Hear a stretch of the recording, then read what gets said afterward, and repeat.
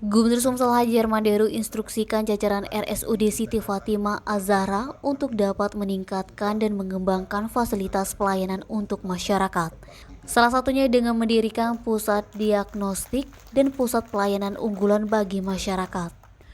Pada acara HUT RSUD Siti Fatimah Kamis 23 Juni, Deru mengatakan alat kesehatan yang modern dan ruang rawat inap yang nyaman hanya penunjang saja.